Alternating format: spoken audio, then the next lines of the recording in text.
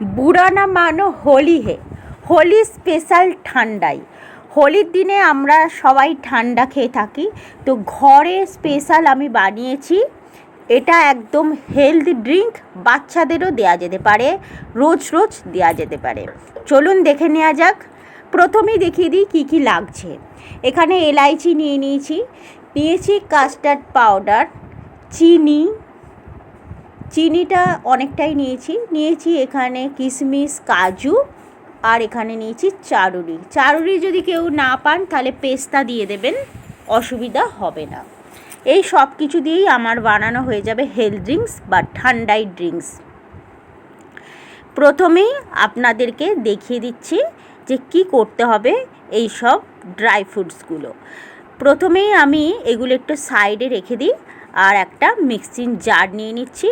প্রথমে সব ড্রাই ফ্রুটসগুলো আমি একসাথে দিয়ে দেবো, কিছুই নয়, এই সব কিছু দিয়ে একসাথে আমি এটাকে ভালোভাবে গুঁড়ো করে নেব। গুঁড়ো করাটা কিন্তু খুব দরকার, আর এইটা গুঁড়ো করে আপনারা সারা বছর রেখে দিতে পারবেন একটা কন্টেনারে ভরে। যখন ইচ্ছা হবে তখন আপনারা খেতে পারবেন, কোনো অসুবিধা হবে না। খালি একবার বানিয়ে নিলেই 2 মিনিটের কাজ এই ড্রিঙ্কসটা বানানো। তবে এটা স্বাস্থ্যের পক্ষে খুব উপকার। গরম গরম খেতে পারেন, ঠান্ডা ঠান্ডা খেতে পারেন, যেটা মন চাইবে সেই রকম ড্রিঙ্কস বানিয়ে অবশ্যই খেতে পারবেন। তো আমি মিক্সারেতে নিয়েছি। এবার আমি মিক্সারেতে নেওয়ার পর জল মেশাবো না, কিচ্ছু করবো না, ঢাকাটা দিয়ে জাস্ট আমি মিক্সারেতে খুব ভালো করে গুঁড়ো করে আনবো।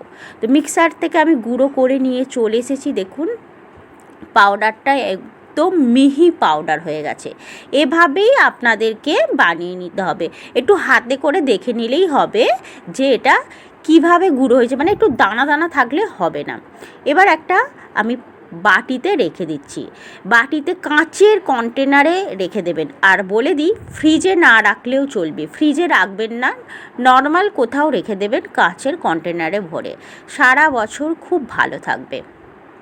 আমার এতটা পরিমাণ হয়ে গেছে সব কিছু গুঁড়ো করে।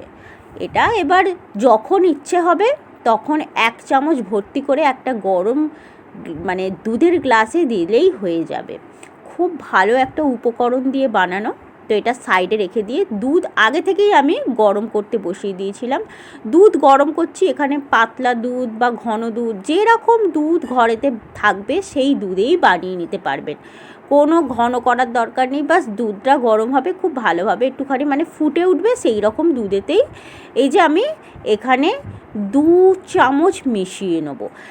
যতটা পরিমাণ করব, মানে আমি এখানে 2 গ্লাস ড্রিঙ্ক বানাবো, তাই 2 চামচ, এর থেকে বেশি আর দেওয়ার দরকার নেই। এবার খুব হালকা হাতে একটুখানি গুলিয়ে নিলেই হবে। এবার বলে দিই, কারো কাছে যদি কাস্টার্ড পাউডার না থাকে সেক্ষেত্রে আপনারা অ্যারারুট ইউজ করতে পারেন। আমি বলে দিলাম। দেখুন অনেক ঘন হয়ে গেছে দুধটা। এটা মানে কি, কাস্টার্ড পাউডার যে আমি মিশ্রণটা দিয়েছিলাম তার জন্য এত সুন্দর কালার হয়ে গেছে, এবং কাস্টার্ডের দেওয়ার ফলে কালারটাও কত সুন্দর এসেছে, এক্সট্রা কোনো কালার দেওয়ার দরকার হয়নি। গ্যাসের ফ্লেমটা আমি অনেক আগেই বন্ধ করে দিয়েছি। রোজ ওয়াটার দিলে ফ্লেভারটা মানে গন্ধটা খুব সুন্দর আসে। এখানে আমি 2 থেকে 3 ড্রপ দিয়ে দেবো রোজ ওয়াটার। আপনারা চাইলে দিতেও পারেন, না চাইলেও দিতে পারেন, কোনো অসুবিধা নেই। যে সব জিনিসগুলো বাড়িতে আছে, মানে উপকরণগুলো যেগুলো সব বাড়িতে আছে সেই সব জিনিস দিয়েই বানিয়ে নেওয়া যাবে, কোনো অসুবিধা হবে না, কারণ এখানে তো আমরা এলাচ দিয়েইছি।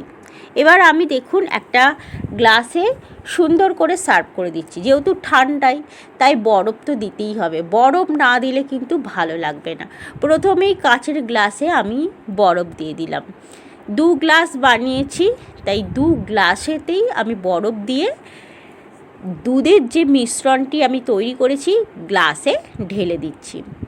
গ্লাসে একদম ভর্তি করেই ঢেলে দিয়েছি। এবার আমি একটু গার্নিশিং করে দেবো। এখানে আমি গার্নিশিং করছি দেখতে ভালো লাগার জন্য, গোলাপ ফুলের পাপড়ি দিয়ে করছি। আপনারা আপনাদের ইচ্ছে মতো যে মানে কোনো কিছু দিয়েই সাজাতে পারেন। ওপর থেকে আমি একটু দিয়ে দিয়েছিলাম নারকেলের গুঁড়ো বা ভোড়া, যেটা বলবেন সেটাই। আর কাজু কিশমিশ ওপর থেকে দিয়ে দেবো। আপনারা চাইলে দিতে পারবেন, না চাইলে না দেবেন, এমনিতেই খেতে খুব সুন্দর হয়। আমি সাজিয়ে দিলাম, একটুখানি কাজু দিয়ে দিয়েছি, এখানে ছোট ছোট করে টুকরো করে কেটে নিয়েছি, আর দিয়ে দেবো একটা করে কিশমিশ। এমনিতেই ড্রাই ফ্রুটগুলো মুখে পড়লে খুব সুন্দর লাগবে।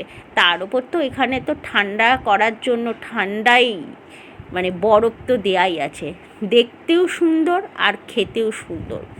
রোজ বাচ্চাদেরকে দেয়া যেতে পারে গরম গরম দুধেতে।